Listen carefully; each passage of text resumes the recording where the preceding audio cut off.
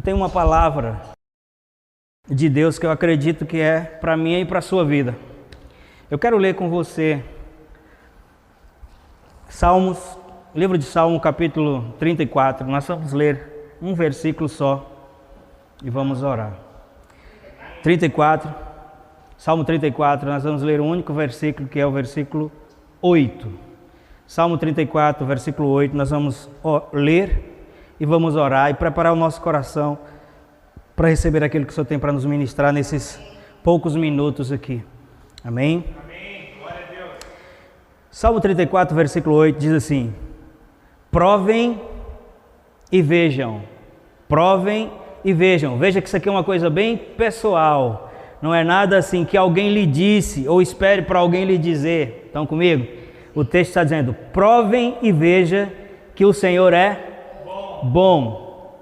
Bem-aventurado aquele que nele se refugia.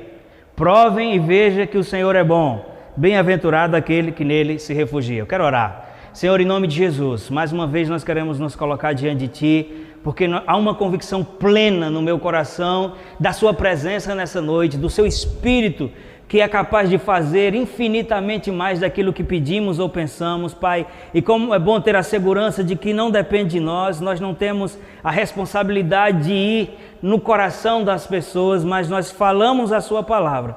E o Seu Espírito faz com que chegue ao coração de cada um. Eu oro, Pai, que de forma personalizada, de forma pessoal, o Senhor traga entendimento ao coração de cada pessoa presente aqui, inclusive do meu. Ministre, Pai, aquilo que está no seu coração para as nossas vidas, inclusive para a minha vida. Eu desejo, Pai, ser ministrado por Ti. Eu desejo ser despertado por Ti, não apenas informado, mas desafiado. O Espírito da Sua palavra, trazendo a abertura dos olhos do entendimento, nos sacudindo de qualquer condição de letargia, de inércia, Senhor. Sim, nos chamando como Jesus fez com Lázaro. Lázaro vem para fora, nos chamando para a vida. Nós abrimos o nosso coração hoje, mesmo que seja uma palavra talvez que a gente já ouviu alguém falar, mas a Sua palavra diz que é como um pão novo, que a cada dia nos alimenta, e nós queremos estar diante da Sua palavra com essa consciência, sabendo que ela nos alimenta, que ela é o alimento do nosso espírito. Muito obrigado, Pai, em nome de Jesus. Quem crê diz amém. Amém.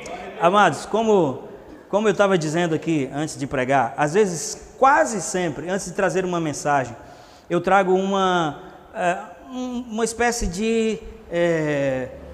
qual seria a palavra? Eu tento chamar a atenção de cada pessoa para que a gente mergulhe na seriedade da palavra. De quem for esse celular, poder botar só no silencioso.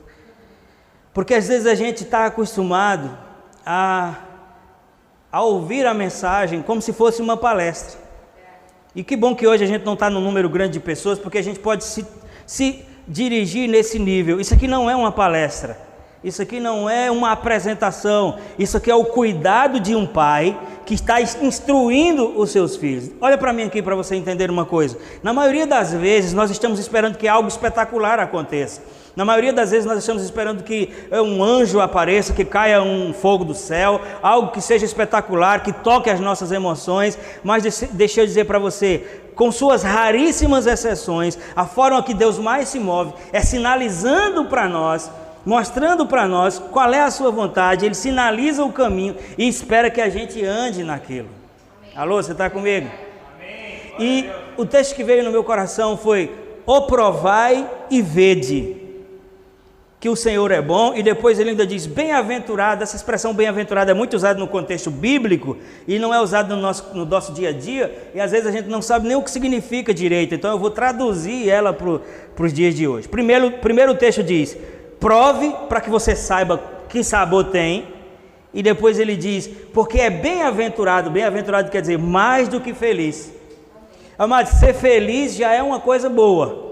Já é algo que algum de nós aqui está precisando. É um calçado que algum de nós está precisando botar no pé aqui. Está comigo? E mais que feliz. E o texto está dizendo aqui que essa condição, ela não vai vir por uma conta bancária cheia. Essa condição, ela não vai vir por um presente que você está esperando ganhar. Qualquer coisa que você pudermos receber, qualquer coisa que puder vir a nós, seja um presente, seja dinheiro, seja qualquer outra coisa, que antes em nós não tenha sido criado uma estrutura para receber isso, isso vai trazer satisfação por um tempo, e depois isso vai se dissipar, vai se perder, e aquilo que veio com cara de alegria vai ser a mesma coisa que mais na frente vai produzir frustração, tristeza, porque a questão não é só as coisas virem, é como a gente vai administrar elas. E às vezes a gente está muito focado no que está fora, mas nós precisamos entender que o que vai dar sustentação ao que vem fora é como nós estamos por dentro.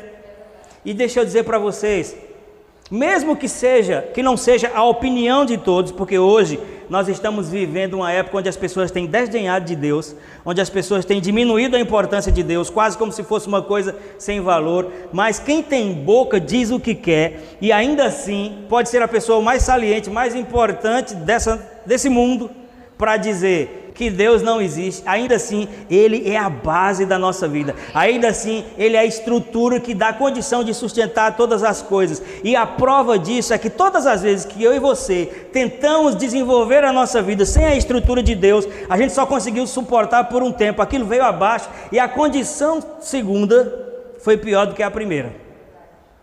Agora, a mesma Bíblia que diz isso, mostra que quando nós reconhecemos o Senhor, que quando nós nos apegamos a Ele, Ele diz que a glória da segunda casa será maior do que a primeira. Eu estava dizendo para a irmã Sandra hoje, o Espírito lhe trouxe aqui, porque Ele está dizendo a você, que apesar das suas cãs é uma linguagem bíblica que quer dizer cabelo grisalho, apesar das suas cãs, Deus tem uma vida plena, próspera, Deus tem os melhores dias.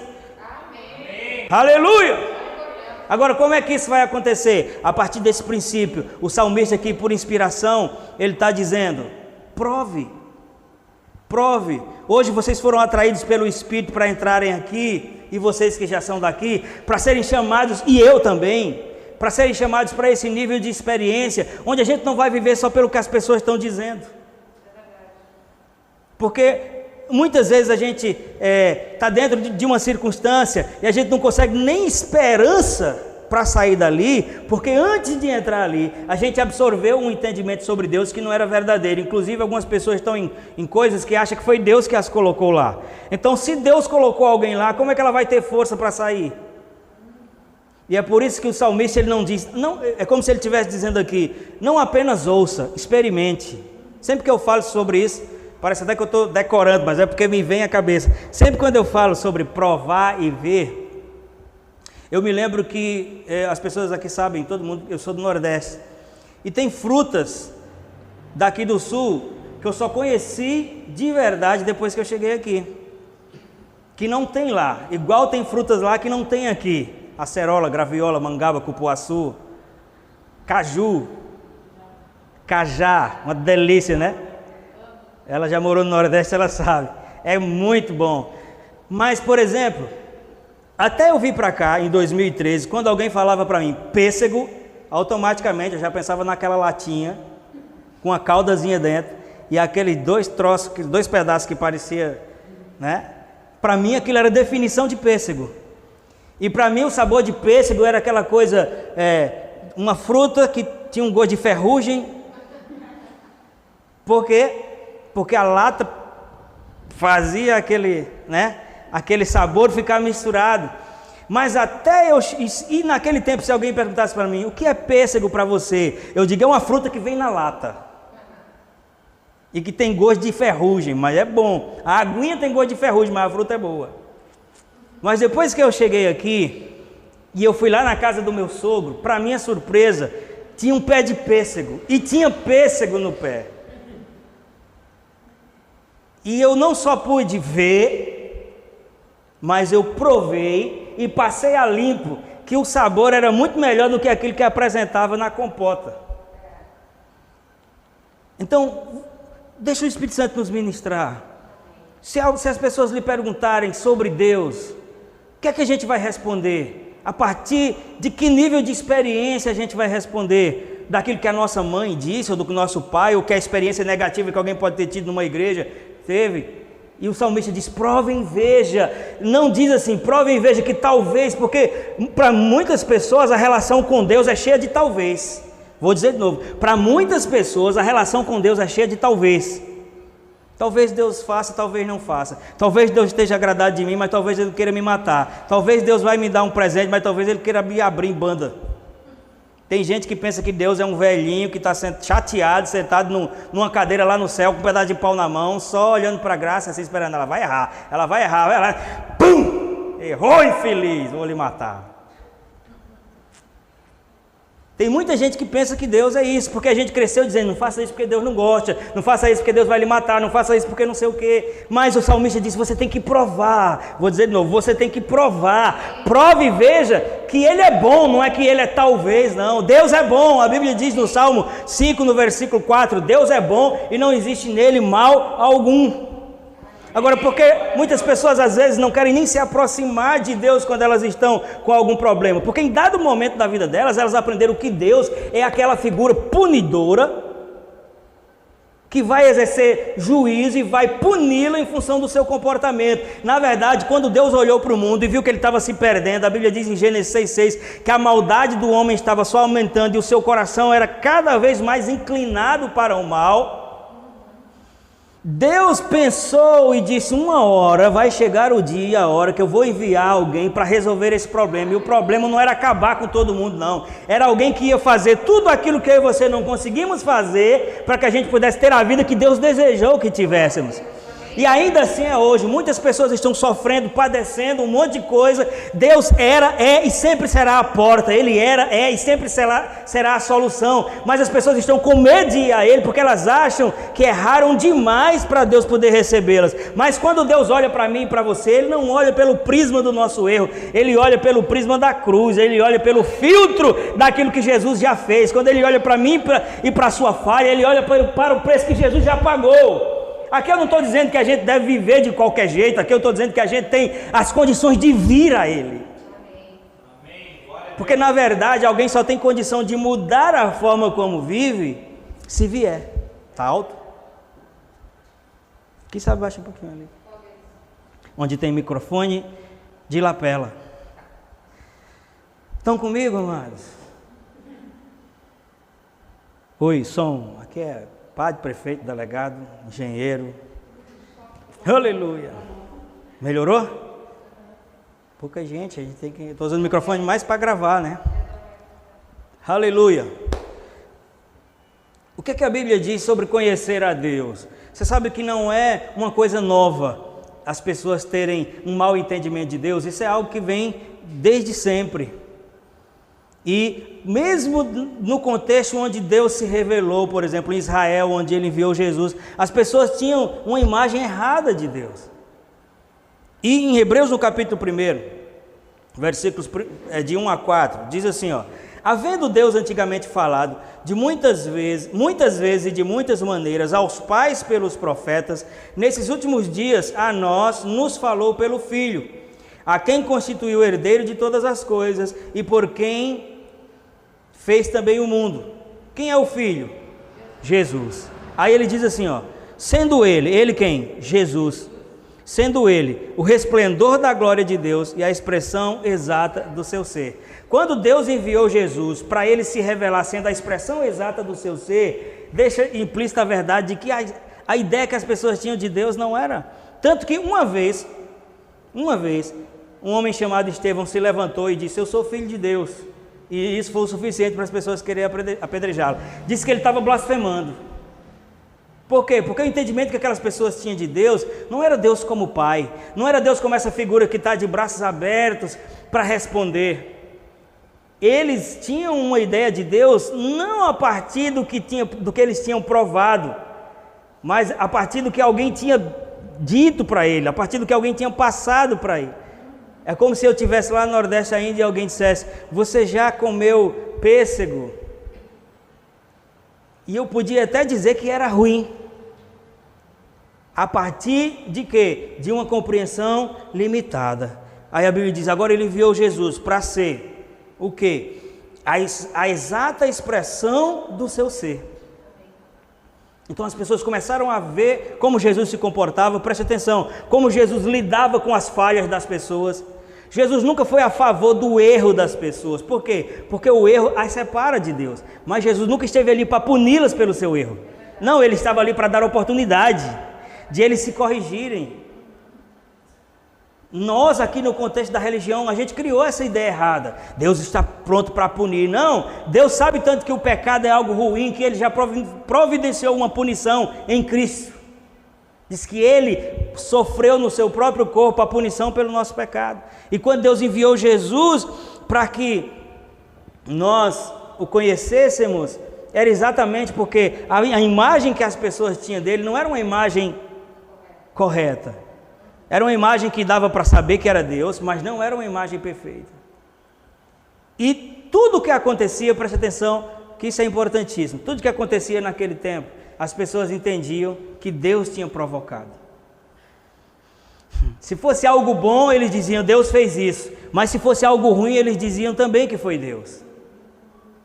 E por isso que Deus enviou Jesus, para que eles reconhecessem a bondade de Deus através de Cristo. Se você pegar quantos registros, preste atenção, porque você vai olhar na antiga aliança, Deus se revelando sem a manifestação da graça, você vai ver que algumas vezes houve um choque entre o pecado da humanidade e a santidade de Deus, e o chão se abriu, pessoas foram consumidas. Por quê? Porque é como uma mão sem aterramento tocar num fio desencapado. Mas quando Deus enviou Jesus com a sua graça estendida a cada pessoa, você vai ver Jesus nascendo e vai ver ele cumprindo o seu ministério e depois sendo assunto aos céus. Não tem um registro de algo mal que ele tenha feito. Não tem nenhum registro de algo ruim que ele tenha trazido sobre alguém. E é por isso que o texto diz, há muito tempo ele nos falou por meio dos profetas, mas é como se ele dissesse, essa tentativa de se comunicar por meio dos profetas era insuficiente. Então ele enviou Jesus para revelar de forma exata quem Deus era. Uma vez Jesus estava com seus discípulos conversando e Filipe era bem curioso. E ele percebeu que Jesus estava meio que se despedindo, já estava perto da hora de se concluir as coisas. E ele disse, Jesus, mostra-nos o Pai. Porque agora eles já estavam sendo constantemente ministrados sobre Deus sendo o Pai. Jesus se identificava como o Filho do homem, o Filho de Deus, aquele que tinha descido do céu. E Filipe fez, Jesus, e aí? Mostra-nos o Pai. E a resposta de Jesus para ele foi, pelo menos para ele foi surpreendente. Ele disse assim, eu estou esse tempo inteiro com vocês e vocês pedem para ver o Pai. E ele diz, quem vê a mim, vê o Pai. É isso que o escritor de Hebreus estava dizendo. Ele é a expressão exata. Então, o que é que essa palavra tem a ver com nós hoje? Vejamos como Jesus procedeu. Jesus se encontrou com uma prostituta uma vez. O que é que ele fez? Deu um tiro na cabeça dela. Foi isso que ele fez? Jesus se encontrou com um publicano, que naquela época era um ladrão, um cobrador de impostos. O que foi que ele fez? Mandou para a cadeia? Não, nenhuma das duas vezes Jesus disse assim, estou aplaudindo o que você está fazendo, está certo. Não, o que é errado. Mas quando Jesus teve a oportunidade de lidar com essas pessoas, ele revelou o Pai, e dizendo, eu não estou aqui para punir vocês, eu estou aqui para dar uma oportunidade de mudar. Aquela mulher que foi pega em flagrante adultério, ele não disse, o que você fez é certo, adultério não tem problema. Não, ele não disse nada disso. Ele disse, se você acreditar que eu não estou lhe condenando, você pode ir e não fazer mais. Quando ele pegou Zaqueu, que era um publicano, um ladrão que tinha enriquecido, às custas de cobrar impostos aos outros, ele foi na casa dele, ele não esperava isso. E quando Jesus entrou na casa de Zaqueu, Jesus não chamou ele para uma conversa particular, disse, e aí, vamos ver quanto é que você já roubou. Não, ele só foi lá e só se mostrou favorável. Em nenhum momento ele disse, está certo o que você está fazendo, pode continuar fazendo isso. Não, porque erro é erro, e pecado e Deus não se comungam. Mas Jesus entrou na casa daquele homem, oportunizou a ele a mudança. E sem apontar dedo, sem dizer nada, aquele homem disse, hoje eu quero restituir aqueles a quem eu defraudei. Aí esses dias a gente lê do Antigo Testamento, aquela coisa que ele disse de devolver 4 vezes mais, não foi do nada, aquilo era uma lei. Se alguém roubar, ele vai restituir 4 vezes mais. Então Zaqueu disse, se eu roubei alguém, eu vou restituir 4 vezes mais. E sem fazer alarde, sem fazer aquela coisa cemiteriana que às vezes os religiosos fazem, Jesus olhou para ele e diz, hoje veio salvação nessa casa. Amém. O que nós estamos falando aqui, amados? Provem e vejam que o Senhor é bom. Em vez de correr de Deus, corra para Ele. A gente conversava com a Angela e dizia, as pessoas dizem assim, irmã Sandra, eu preciso ficar pronto, eu preciso largar isso, eu preciso melhorar, depois eu vou. Engano, é engano. Nós precisamos ir para depois melhorar. Foi Jesus que disse, revelando o Pai, vinde. Mateus 11, 28, vinde a mim todos que estão cansados, oprimidos e sobrecarregados, e eu vos aliviarei. Ninguém tem condição de melhorar sozinho, ninguém tem condição de acertar sozinho. Nós só conseguimos essas coisas se for com a ajuda de Deus. Então comigo, eu quero encerrar, já, mensagem boa é a curta. Eu quero encerrar com um exemplo aqui de Lucas capítulo 15, eu quero que cada um se coloque dentro disso. Jesus ele falava muito por parábola. Quantos estão familiarizados com essa expressão? Parábola. Parábola era uma história fictícia, né, para evidenciar uma realidade espiritual. Jesus contava uma história natural para falar de uma realidade espiritual. E aqui em Lucas 15, a partir do versículo 11, ele começa a contar a história de um pai que tinha 2 filhos. Aí nessa parábola o pai é Deus, representa Deus, e os filhos é como se fossem nós. E ele diz assim, a partir do versículo 11, 15 e 11, Lucas 15 e 11. Continuou, certo homem tinha 2 filhos. O mais moço dele disse ao pai, pai, dá-me a parte dos bens que me cabe. E ele lhes repartiu os haveres, ou seja, o dinheiro, a herança.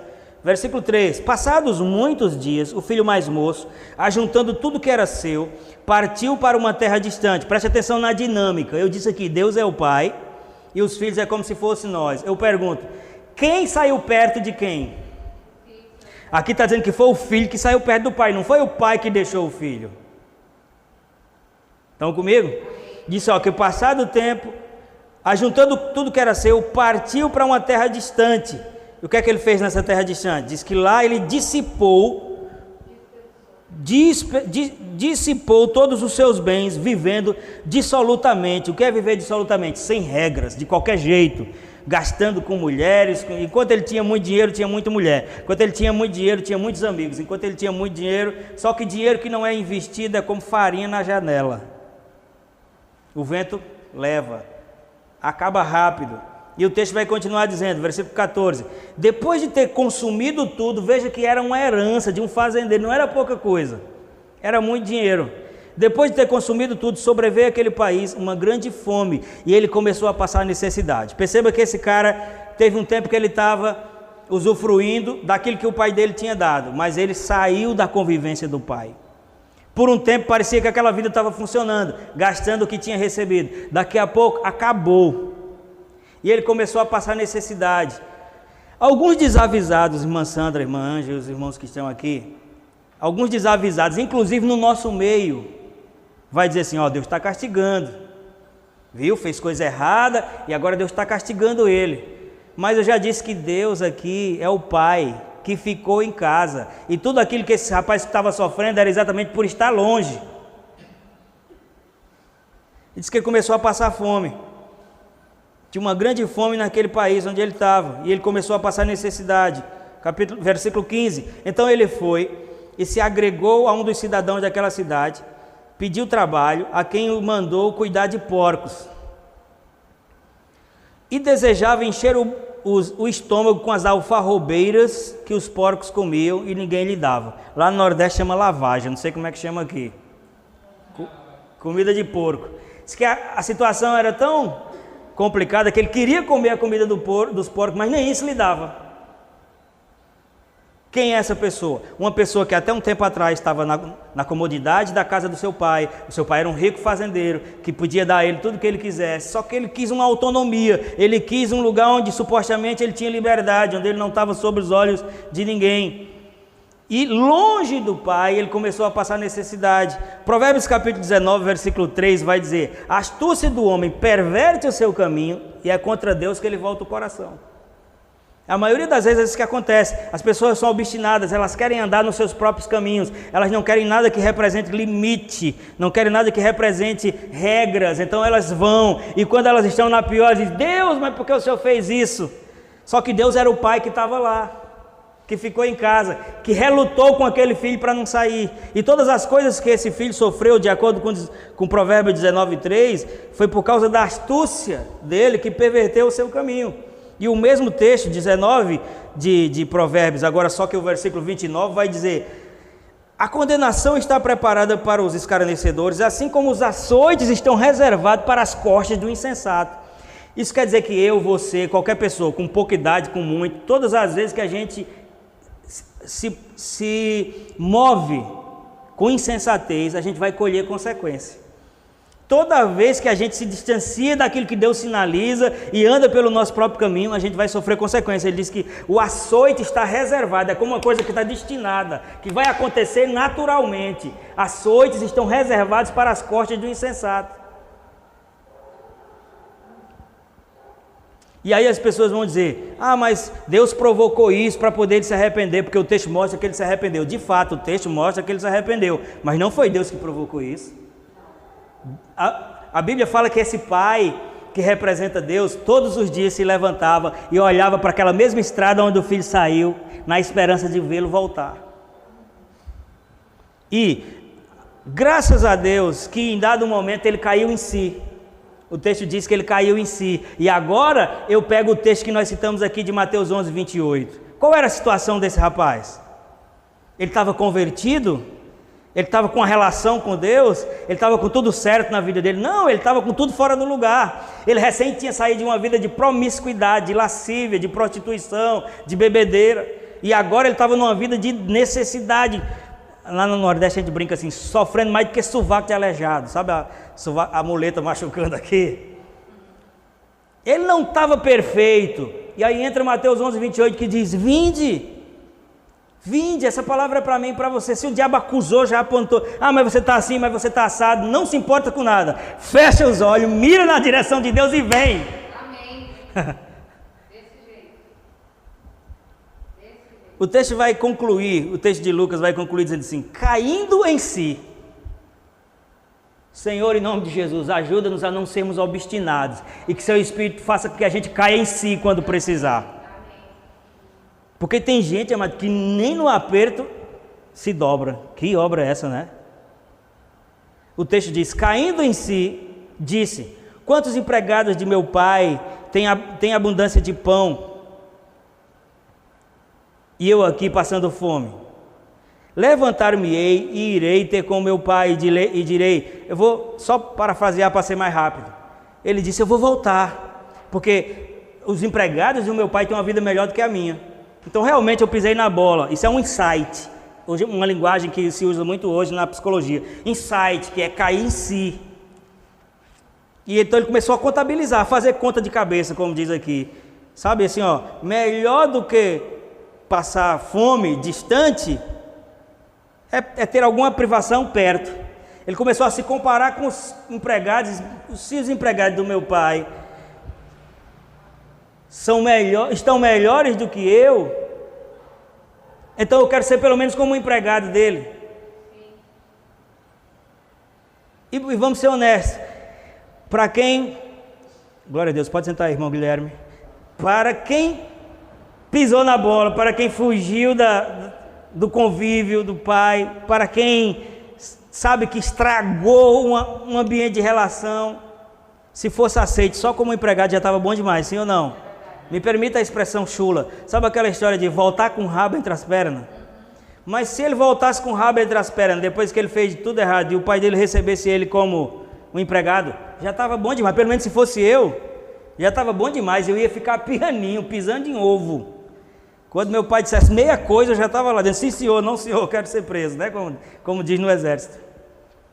Mas o que o texto fala é que assim ele fez, caiu em si, disse: acho que os empregados do meu pai estão melhor do que eu, vou voltar para lá, quem sabe ele me recebe como um empregado. E disse que, como todos os dias aquele pai estava esperando ele voltar, disse que de longe ele avistou, quando o filho vinha. E talvez na nossa mentalidade religiosa, estava lá o pai esperando com a arma: vou matar aquele infeliz. Não, disse que ele estava esperando de braços abertos, e quando o filho o viu de longe, ele reconheceu. Isso é amor de pai. Por isso que a Bíblia diz: prove e veja. A gente não vai mais correr de Deus, a gente vai correr para Ele.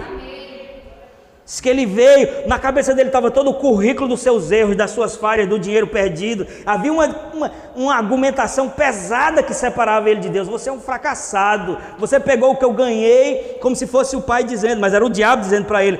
Você pegou o que eu ganhei com muito trabalho e extraviou em dias. E isso tudo estabelecia uma separação. Ele pensava, eu não posso voltar, o que é que vão fazer comigo? Até que ele disse, tá bom, se me receber de qualquer jeito eu volto. E às vezes a gente pensa, não conhece Deus e acha que se eu for ali Deus vai me punir, Deus vai... Até hoje tem crente que entende que ele é só servo de Deus. Não, nós somos servos de Deus, porque nós o servimos por lealdade. Mas o próprio Jesus disse, eu já não vos chamo mais de servos, vos chamo de amigos, vos chamo de filhos. Aquele pai viu o filho de longe chegando e disse que ele correu e o abraçou, correu, pendurou-se no seu pescoço, botou um anel no seu dedo, uma sandália no seu pé. Isso são tudo linguagens figurativas que representam a devolução da honra, da dignidade. Ele diz, pai, eu pequei contra os céus perante ti, me receba apenas como empregado seu. E parafraseando aquele pai na linguagem de hoje, é como se dizendo, nada disso, não é porque você errou que você deixou de ser meu filho. Se esse seu bebê, quando ele faz caca, você joga ele fora com fralda e tudo. Não, você tira só a fralda suja, porque você o ama, você não está desejoso de puni-lo, nem de jogar fora. Assim, a Bíblia diz, se vós que sois humanos e maus, sabeis dar boas coisas aos vossos filhos, quanto mais o vosso Pai que está no céu. Essa mensagem é Deus dizendo, fique com seus erros e tudo, venha, com dificuldade e tudo, não fuja, porque é no ambiente da presença que a gente vai poder ser transformado. Aquele pai botou um anel no dedo, representava dignidade, uma sandália nos seus pés, representando a devolução da posição, botou roupas festivais e disse, esse meu filho estava perdido e foi achado, estava morto e reviveu. E assim é Deus para conosco, não importa tão longe você caminhou, é hora de voltar.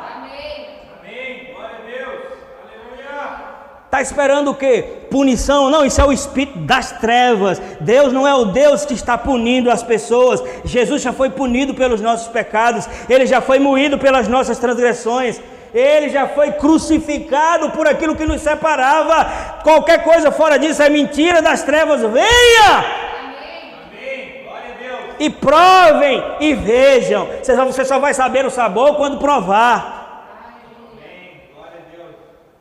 Sabe criança que às vezes a mãe quer dar uma comida e ela diz assim, não gosto não. Aí você diz, você já comeu? Não. E como é que você... Como é que não gosta? Que obra é essa?